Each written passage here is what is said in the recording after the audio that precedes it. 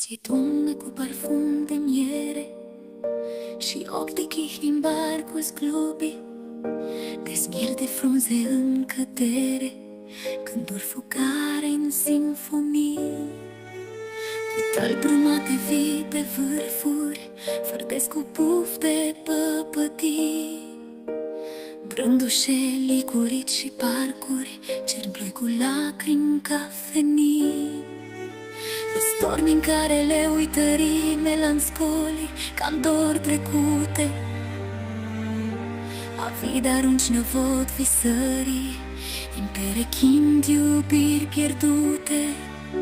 Năframa de culori oscuturi, stârnești miresme amărui, pe gene ningi pastel de fluturi, săruta ștern de dulci cutui.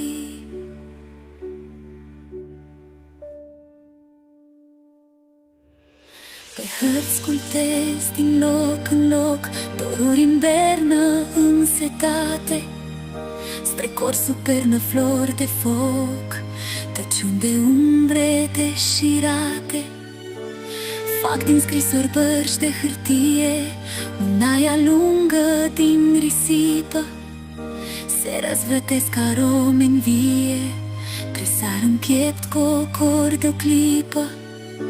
Licor de nuce alintă buze, foșnesc duios maci în ierbare, oglinzi de închipuiri și frunze, desen pe ape de uitare.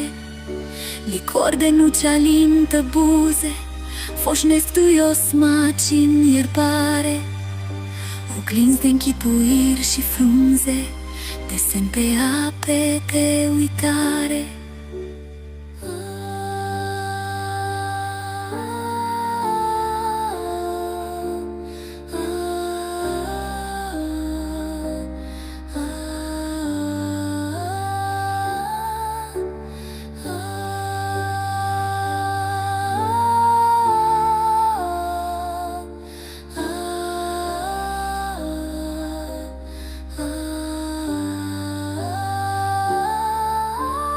Fac din scrisori bărci de hârtie unaia lungă din risipă, se răzvrătesc arome în vie, tresar în piept cocor de o clipă.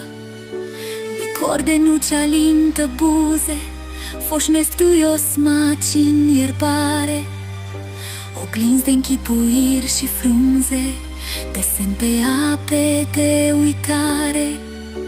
Licor de nuce alintă buze, foșnesc duios maci în ierbare, oglinzi de închipuiri și frunze, desen pe ape de uitare.